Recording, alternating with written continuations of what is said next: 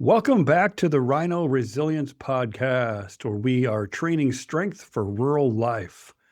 I'm Chris Swenson, licensed therapist, speaker, and founder of Rhino Resilience.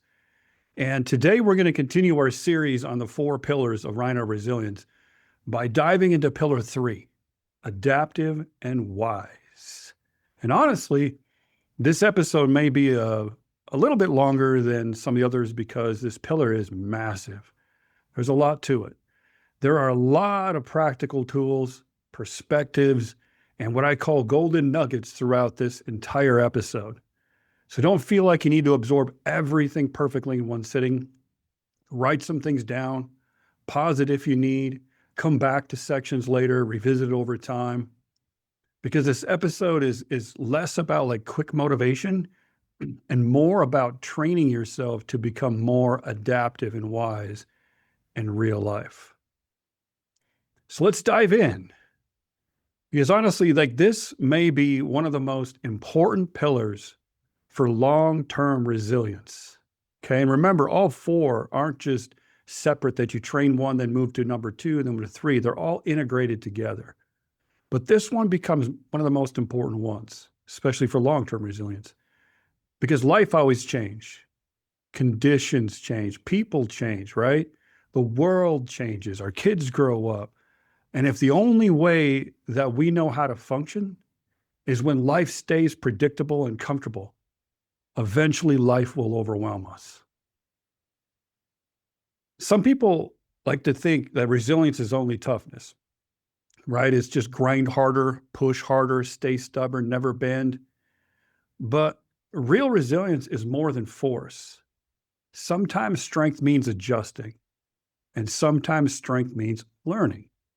And sometimes strength means recognizing that the old way is no longer working. And today I want to talk about what it means to become emotionally, mentally, and behaviorally flexible in a changing world. Not to be fake, not to be weak, but capable, wise, and steady. And so to start off with, I want to understand, let's take the first part of adaptive, and we'll get into wise. But why does adaptability matter? Why should that matter to you? And you see, a lot of people can function like when life stays familiar, right? When things are going the same way. But real resilience is who you become when life doesn't. And that's where many people struggle. Because many people only have 1 or 2 ways of responding to life. Maybe they get angry, shut down, avoid, isolate, they overwork. Maybe they try to control everything, blame, numb out, whatever it might be. And listen, those responses may have helped them survive at one point in life. But survival responses are not always adaptive responses. If all you have is one reaction, then life controls you. I mean, think about it. Imagine trying to use the same tool for every single job, right? Use the same tool for fencing, for plumbing, that same tool for fixing an engine or cutting wood and repairing equipment. It wouldn't make sense. You see, different problems require different tools. But emotionally and mentally, a lot of people only have 1 or 2 tools that they use for everything, right? Anger for everything, shut down for everything, try to control for everything, or avoidance.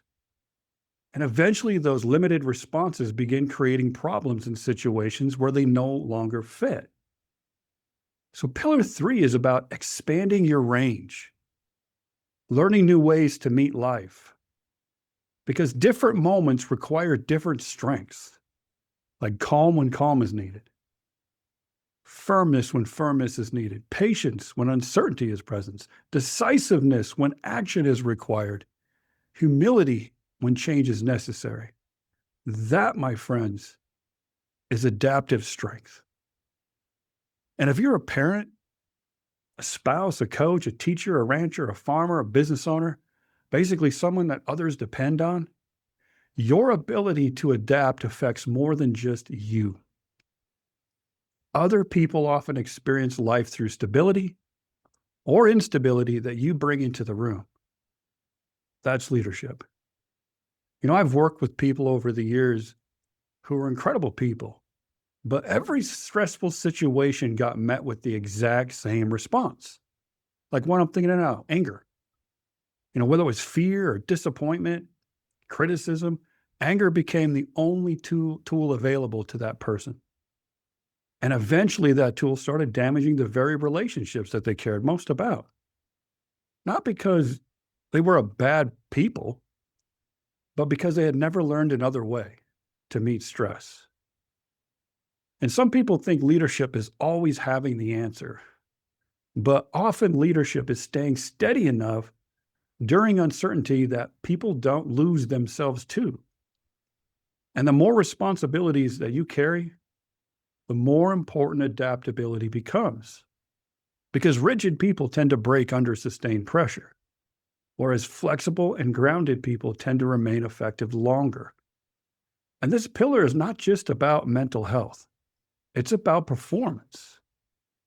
Like the more adaptive that you become mentally and emotionally, the better you tend to perform in real life. That's at your work, at home, during stress, during those rapidly changing conditions, you become better at what you do. And I think that farmers and ranchers really do understand adaptation already. There's always weather changes, equipment breaking, markets are shifting, conditions are changing fast. And the people who stay effective are often the ones who can adjust mentally and emotionally without wasting energy fighting reality. I look at teachers, they face changing emotional environments all day long. They're dealing with a great deal of different personalities among the kids, those unexpected disruptions that occur, a lot of pressure and stress. But adaptability helps them remain effective instead of emotionally drained by every shift. You see, great coaches adapt, great parents adapt, great leaders adapt. It's just that different moments require different responses. Some people lose enormous energy every day fighting conditions that they cannot change, whereas adaptive people put more energy into responding effectively, and adaptability reduces that wasted energy. That matters when you've been carrying an enormous load for a long time. So as we get into this, I want to set it up where there are basically a couple different factors that really matter. Like in order to train this, what are those two things?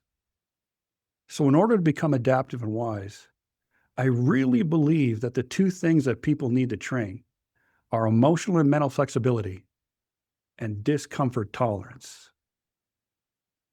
So let me start with emotional and mental flexibility. What is that? That means learning how to respond differently depending on the situation instead of reacting the same way every time. So specifically, that means like pausing instead of exploding, communicating instead of shutting down, adjusting instead of panicking, thinking instead of impulsively reacting. And honestly, this takes practice because many of us have learned only a few ways to handle stress growing up. You see this in rural communities all the time.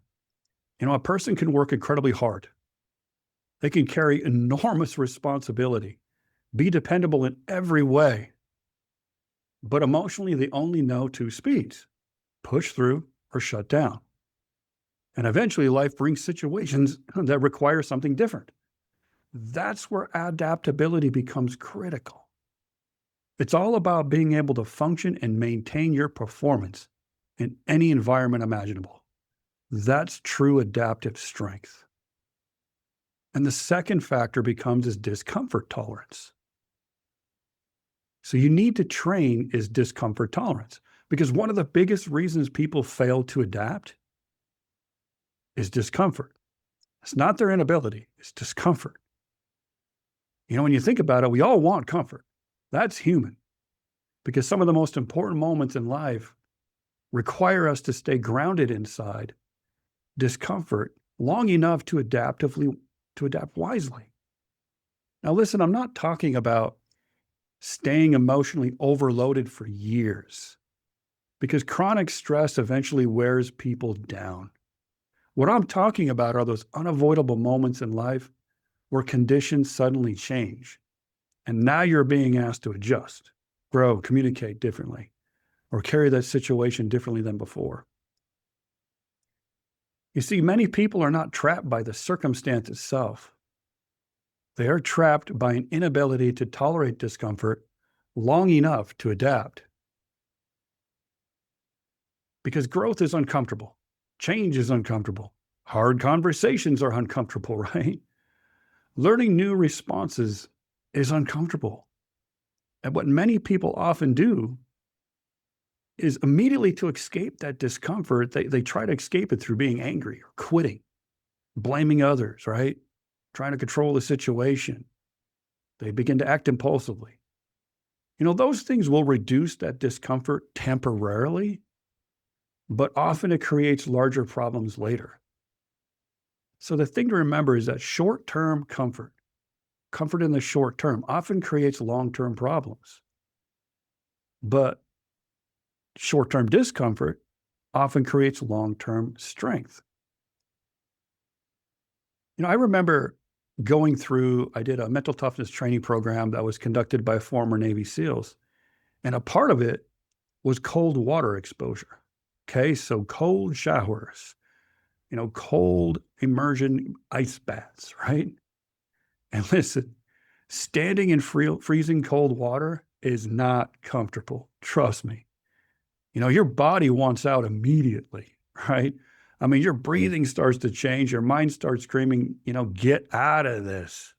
And I remember one of the times I began doing it, you get into the cold shower, your mind's looking for a way out. You get in there and all of a sudden you're just, trying to get a control of this stuff. And my wife had heard me. I didn't tell her what I was doing. She had heard me outside of the bathroom. And immediately she's thinking something's wrong, right? Because I'm uncomfortable. Holy crap, like it is cold and I'm freaking out in there. And she's like, are you okay? And eventually I told her what was going on. And other times now as I go forward, she understands exactly what I'm doing. Because the training for that wasn't really about cold water. That wasn't what it was about. It was about learning not to let discomfort immediately control my behavior. So the training was learning how to steady yourself inside discomfort, right? Slowing your breathing, controlling your reaction, staying focused and grounded. And over time, I realized something important, right? That the discomfort itself was not actually the biggest problem. It was the panic and reaction to the discomfort was the bigger issue. And honestly, life works that way too sometimes. Those difficult conversations, uncertainty, those kind of things. But pillar 3 is learning how to remain steady enough inside of the discomfort to think clearly and respond wisely instead of just immediately reacting. And listen, like I said, I'm not talking about living in chronic stress or emotional exhaustion for years, because that's not healthy. What I'm talking about is learning how to stay grounded during those unavoidable, uncomfortable moments that life brings. You see, that adaptive people, they're not comfort dependent people. They learn how to remain grounded even when conditions feel uncomfortable.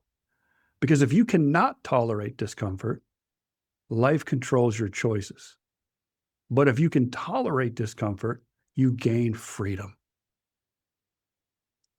Now I want to talk about, because there's some similar situations that people get into that just trap people, right? And the truth is, like, most people don't struggle all the time. They struggle in those unpredictable situations. And pillar 3 teaches us how to meet those situations differently. So let's take one of those. Uncertainty. So one major area is uncertainty, right? That's not knowing what's going to happen. Maybe you're waiting on the weather, or you're waiting on finances, waiting on medical results. You're just waiting on answers, basically waiting on life. And the one thing about uncertainty is it makes many people mentally spiral into that overthinking, obsessing, catastrophizing, trying to force answers immediately. I remember talking with someone who told me one time that, Chris, I can handle hard work, but what I struggle with is not knowing. And honestly, I think that's true for a lot of people. The mind seems to handle pain better than unpredictability. But adaptive people learn how to tolerate uncertainty without collapsing.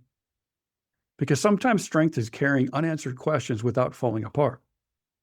And during uncertainty, one phrase that I often remind myself of is control the controllables, Chris. I'll say this over and over again and have trained it in my brain in these control the controllables, Chris. Because uncertainty has a way of pulling our minds towards everything that we cannot control. The outcomes, timelines, other people, and those answers we don't have yet. But at the end of the day, the main things we truly have control over are our attitude and how we respond. That's where adaptability begins. What is known? So basically, when you see this becoming, you come back to these phrases during this time. What is known? Like, what is known? What can be done? And what the next wise step is. Because sometimes resilience is refusing to mentally spiral into everything outside of your control. Truthfully, you may not control the storm, but you still influence how you stand in it. And let's look at another situation that's common: overwhelm. Overwhelm is a major area that trips a lot of people up. And when I look at this, I think that there are at least two major ways that overwhelm tends to hit people, right? There's a couple different types. And one of it's kind of like looking at the whole mountain, right? So this first type is when we mentally try to carry everything at once, right? The whole future, the whole problem, the whole week, the whole season, the whole mountain. And when people do that, the mind often starts shutting down. Now, I remember learning something fascinating about Navy SEAL training. That during BUDS training, and especially Hell Week, they found one of the biggest reasons why candidates quit, and that was overwhelm. It wasn't necessarily their physical ability or inability. It was overwhelm. Like, the instructors learned that if they could get candidates mentally focused too far ahead, many would start breaking mentally. It might tell them, like, if you feel this bad right now, how are you going to make it until Friday? And once that candidate mentally started carrying that entire week at once, overwhelm exploded. But they also found that the candidates who survived often learned something different. They narrowed their focus. Don't worry about Friday. Face today. Face this evolution. Face this moment. One step, one task, 1 hour, one challenge at a time, shrinking it up. And honestly, I use this in life too. When overwhelm starts rising, because it happens to me, it happens to all of us, I remind myself to just don't carry the whole mountain right now. Face what's in front of you today. I'll deal with tomorrow when tomorrow comes. Because right now, I need to face today well. Sometimes adaptability is not solving your whole future. It's staying steady enough to handle the present moment well. And the second type of overwhelm is when you've got too many tasks, right? This is when there are simply like too many things demanding your attention at once. You've got responsibilities, there's tasks, there's deadlines, family needs, people are texting you, they're asking you questions, work needs to be done. There just seems to be like there's pressure coming from every single direction. And when everything stays swirling around in your mind, it starts to feel impossible. And this is where I encourage people, get out of your head, okay? Write it down, all of it. Put it on paper. Write all those things you got to do down. Because sometimes the brain is overwhelmed simply just trying to hold everything together mentally. And once you do that, then ask yourself, what is highest priority here? What matters most? What actually needs attention first? Okay, then create a plan on how you're going to do those things and execute those things one thing at a time. Because when everything feels like equally urgent, the brain just freezes. But clarity creates movement. You see, adaptive people learn how to organize pressure instead of emotionally drowning inside of it. Now, here's another situation that tends to trip a lot of people up. And this is when things are not working out or things aren't going your way, right? Like that area really does trip people up, is when things simply do not go the way that they hoped, right? Plans are failing. Your expectations got failed. Your efforts do not produce the outcome they wanted. And honestly, this can create an enormous frustration for people because many times the suffering is not only about the situation itself, it's also about the expectation they carried into it. Sometimes we create a picture in our minds of, how things are supposed to go or how people are supposed to act, how life is supposed to unfold. And when reality doesn't match that picture, people often begin fighting reality. This shouldn't be happening. This isn't what I wanted. This ruined everything. And eventually the situation begins controlling their thoughts, their emotions, their attitude, and even their ability to enjoy what still remains good. I get it. I've been there. It's easier said than done, but it's important. And I think that farmers understand this deeply because you can work incredibly hard all season long and still not get the yield you hope for. And that can create disappointment, frustration, anger, fear, and discouragement, especially when so much effort was invested. But adaptive people eventually learn something important. And that is that reality does not always follow our expectations. And resisting reality after it has already happened often creates additional suffering. Now listen, I'm not saying you won't have emotions about it because you probably will. I have. Frustration, disappointment, anger, discouragement. I think all that's being human. And sometimes when life doesn't go the way we hoped, you may need have a little time to have your fit, vent a little bit, be frustrated for a moment, feel the disappointment, right? You got to have your moment to honor how you've been feeling and experiencing that. But eventually there comes a point where we have to decide, okay, how am I going to respond going forward?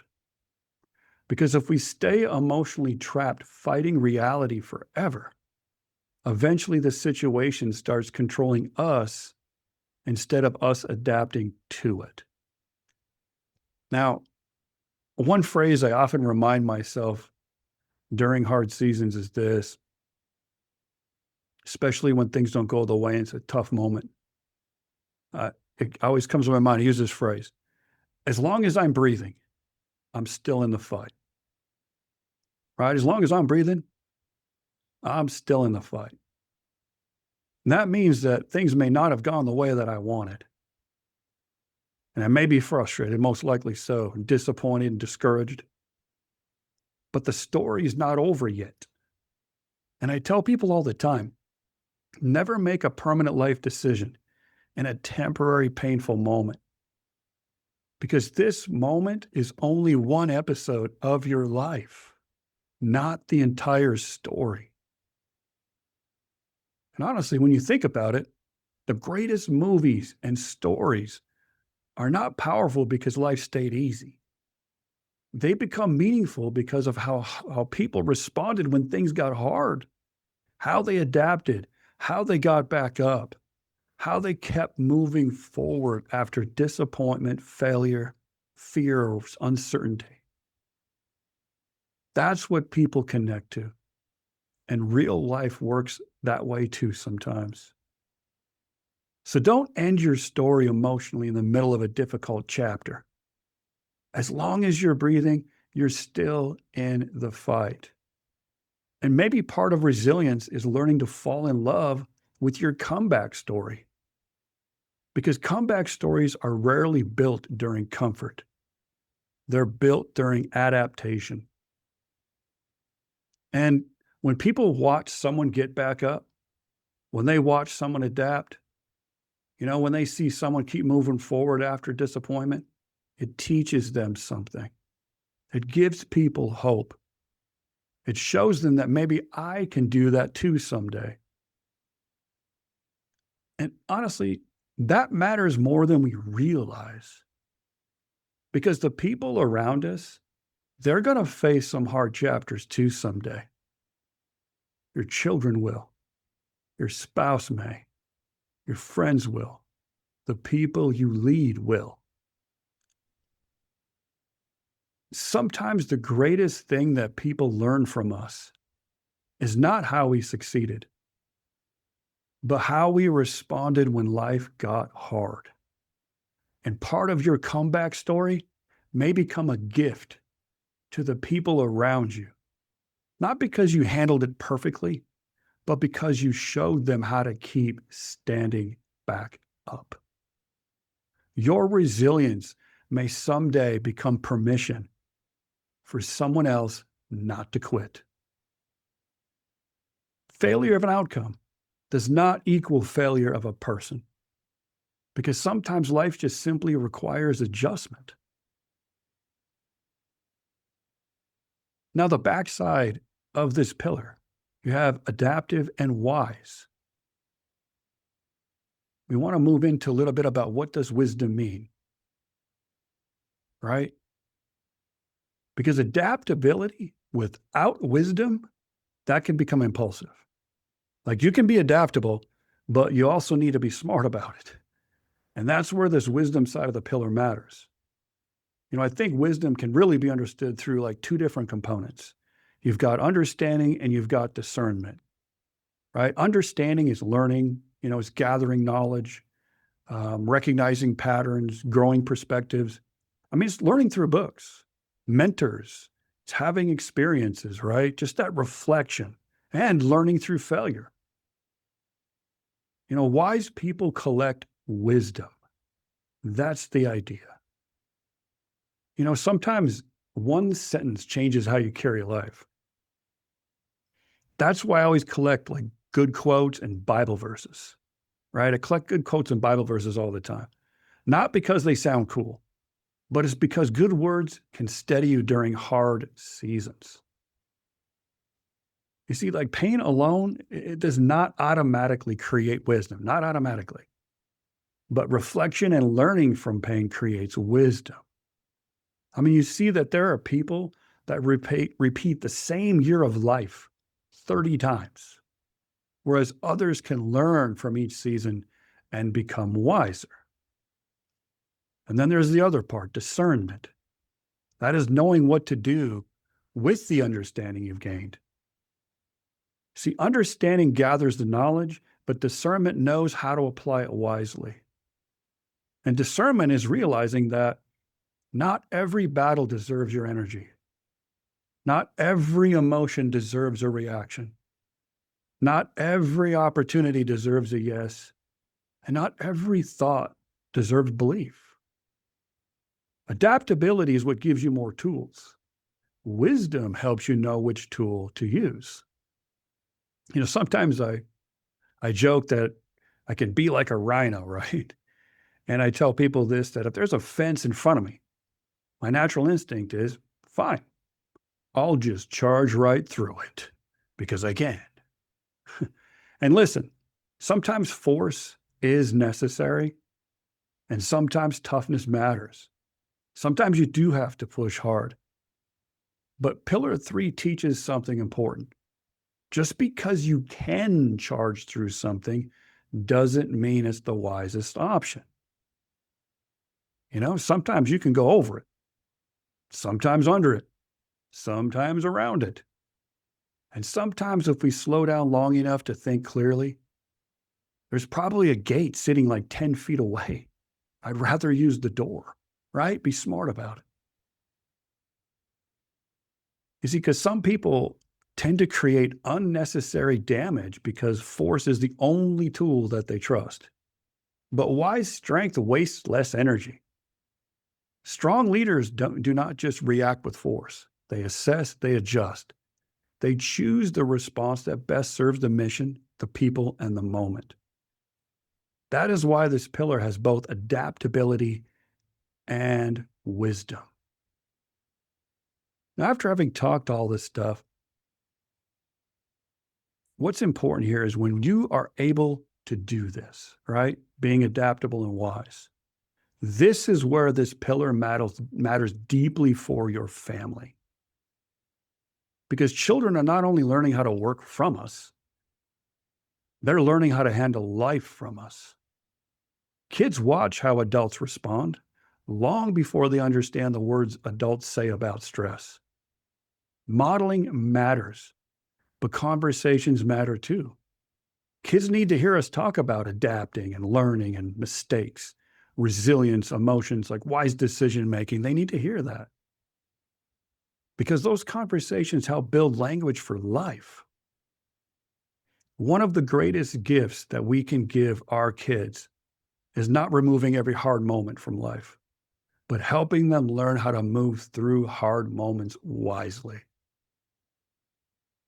In rural communities, mentorship has always mattered. There's older generations teaching younger generations how to work, how to handle hardship, how to stay steady, how to keep going. You see, Pillar 3 continues that tradition emotionally and mentally. And we talk about something important about legacy. We pass down more than land, equipment, businesses, and last names. We also pass down ways of handling life. The next generation doesn't just inherit our possessions. Often they inherit our responses. So maybe part of a real legacy is not only teaching our kids how to work hard, but also teaching them how to adapt, how to stay steady, how to recover, how to think wisely, how to stay connected during stress, and how to lead their own families someday. Because those things is what shape generations too. I know that most people don't just want successful kids. What they want is strong, wise, grounded human beings that they're proud of. Not because they're perfect, but because of how they carry themselves through life. One day, our children may not remember every possession that we gave them, right? But they will remember how we taught them how to handle life. You've been carrying enormous load. And part of Pillar 3 is learning how to carry that load in a way that allows you to keep living, keep leading, keep performing, and keep staying connected to the people who matter most. And in closing here, Pillar 3 is not about becoming fake. It is not about abandoning your values. And it's not about becoming weak. It's about becoming more capable, more flexible, more wise, more grounded, and more effective in the real world. And trust me, you don't need to become someone else overnight. Just begin adding new ways to meet life. Because the stronger your range, the less fragile your life becomes. Maybe part of resilience is not becoming harder and harder, but becoming more capable in more situations without losing yourself. Because people are depending on the version of you that can adapt wisely without losing who you are. I'm talking about your family, your team, your community, and the next generation. So with that, we'll continue going into the next episode, into the fourth and final pillar as part of this series, and then we'll move into other things. But I'll leave you with one final thing. Stay steady. And remember, we're in this together.